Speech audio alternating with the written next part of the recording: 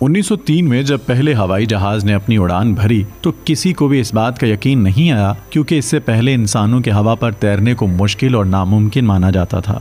लेकिन साइंसदानों को अब कुछ ऐसे सबूत मिले हैं जिसको देखकर ऐसा मालूम होता है कि दुनिया का सबसे पहला हवाई जहाज राइट ब्रदर्स ने नहीं, बल्कि ये काम तो हजारों साल से पहले बसने वाली एशियन सिविलाइजेशन कर चुकी हैं। फैक्ट्स इनसाइड की वीडियो में एक बार फिर से खुशामदीद। नाजरीन, कोलंबिया के रेन फॉरेस्ट में एक बहुत बड़ा एरिया ऐसा भी है जहां किसी जमाने में इंसानों की ऐसी सिविलाइजेशन बसा करती थी जो गोल्ड और कॉपर को मिलाकर उनसे मुख्तलिफ चीजें बड़ी महारत और खूबसूरती से बनाया करती थी। और इस सिविलाइजेशन को आज हम क्योम्बाया के नाम से जानते हैं। आज से 1000 साल पहले किसी कुदरती आफत की वजह से ये पूरी सिविलाइजेशन तो खत्म हो गई, लेकिन ये लोग अपने पीछे बहुत कुछ छोड़ गए थे।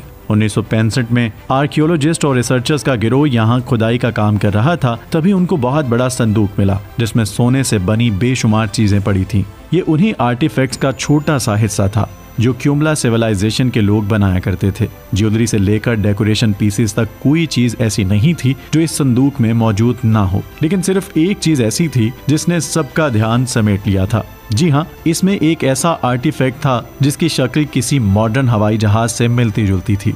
हजारों साल पहले उस दौर में हवाई जहाज तो हुआ नहीं करते थे, इसीलिए उसको देखते ही सबका ख्याल था कि शायद किसी उड़ने वाले पतंगे का गोल्ड से बना मॉडल है। लेकिन कुछ तो था इस मॉडल में जो अनकरीब सबको हैरान और परेशान करने वाला था। जब इस मॉडल को मुकम्मल खोज के लिए एरोडायनामिक एक्सपर्ट के पास पहुंचाया गया तो आखिरकार इस पहेली की गुत्थियां एक एक करके सुलझने लगी।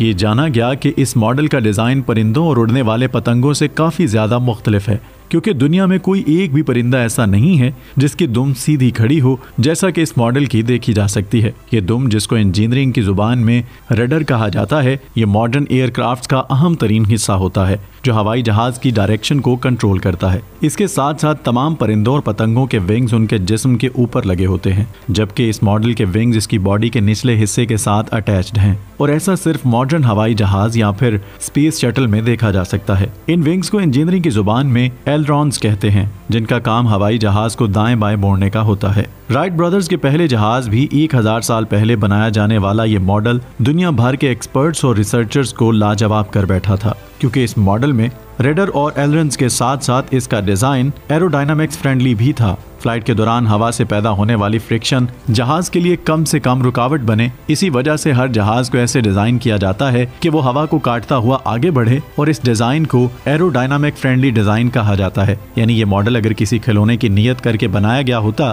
तो जाहिर है इसमें उन बारीक बारीक चीजों का ख्याल क्यों और कैसे रखा गया जिनका उस दौर में नामो निशान भी नहीं था। क्या 1000 साल पहले बसने वाली क्योम्बाया सिविलाइजेशन वाकई कोई असली जहाज बनाने में कामयाब हो चुकी थी? इतनी बारीकी से बनाया जाने वाला क्या ये उनके कोई असली जहाज का ही तो मॉडल नहीं?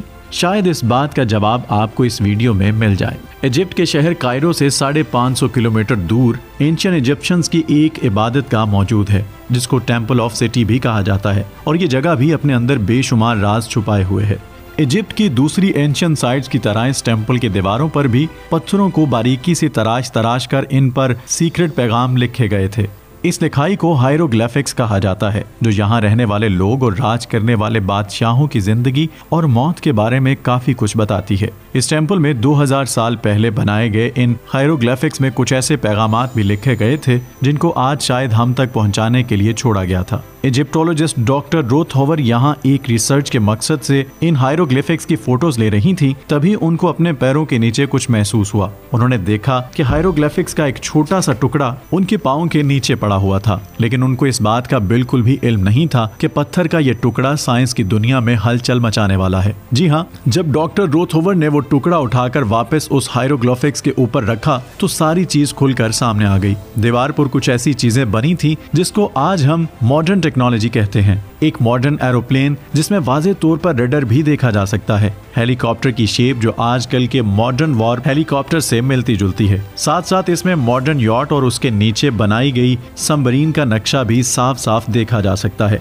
हायरोग्लिफिक्स के इस छोटे से हिस्से ने रिसर्चर्स और साइंसदानों को पूरी तरह से हैरान और परेशान छोड़ दिया है, क्योंकि जो टेक्नोलॉजी बने अभी 2 साल भी नहीं गुजरे हैं, वो 2000 साल पहले एंशियंट इजिप्शियंस को इंतहाई बारीकी से कैसे मालूम पड़ी। बात अभी यहीं खत्म नहीं हुई। रिसर्चर्स का मानना है कि तस्वीर में हवाई जहाज, हेलीकॉप्टर, याट और सबमरीन तो वाज़े तौर पर देखी और पहचानी जा सकती हैं, लेकिन इनके आसपास बनी ये दूसरी चीजें आखिर हैं क्या? क्या ये आने वाले वक्त की कोई ऐसी टेक्नोलॉजी है जो हमने आज तक नहीं देखी, या फिर ये टेम्पल ऑफ सेटी में पाया जाने वाला जीता जागता सबूत इस बात की निशानदेही है कि एंशियंट इजिप्शियंस के पास ये सब चीजें मौजूद थीं। मॉडर्न टेक्नोलॉजी के बाद सिर्फ टेम्पल ऑफ सेटी तक ही महदूद है।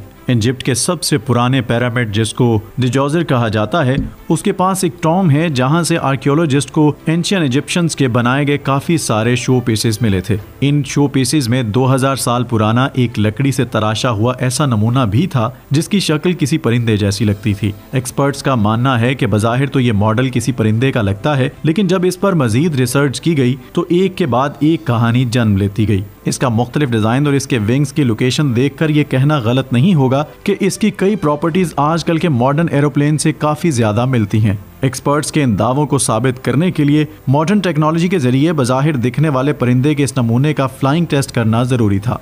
साइमन सैंडरसन, जो कि एरोडायनामिक एक्सपर्ट हैं, उन्होंने इस मॉडल की सेम कॉपी तैयार की जो ओरिजिनल मॉडल से 5 गुना बड़ी थी। जब लैब में इस मॉडल का फ्लाइंग टेस्ट किया गया तो नतीजा देखकर साइमन काफी ज्यादा हैरान थे। मॉडल पूरी तरह से एरोडायनामिक तो था, लेकिन इसमें एक बहुत अहम चीज मिसिंग थी। जहाज को टेक ऑफ और लैंडिंग के लिए टेल की जरूरत होती है और ये टेल इस मॉडल में मौजूद नहीं थी। लेकिन हैरत की बात तो ये थी कि जिस जगह टेल लगी होनी चाहिए थी उस जगह से मॉडल का एक छोटा सा हिस्सा टूटा हुआ दिखाई देता है। ये टूटा हुआ हिस्सा इस बात की निशानदेही करता है कि शायद इस मॉडल को बनाने वाले ने इसमें टेल लगाई थी, लेकिन किसी वजह से ये टेल अब टूट चुकी है। साइमन ने फ्लाइंग मॉडल में अपनी तरफ से टेल फिट की और एक बार फिर से उसको सिमुलेटर पे उड़ाया गया। इस बार जो नताइज सामने आए वो वाकई काफी ज्यादा हैरानकुन थे। मॉडल बिल्कुल असली जहाज की तरह हवा में तैर रहा था, जो इस बात का सबूत था कि 2000 साल पहले बनाया गया ये मॉडल उड़ने के लिए बिल्कुल परफेक्ट था। अगर एंशियंट इजिप्शियंस ने इतना परफेक्ट मॉडल बना लिया था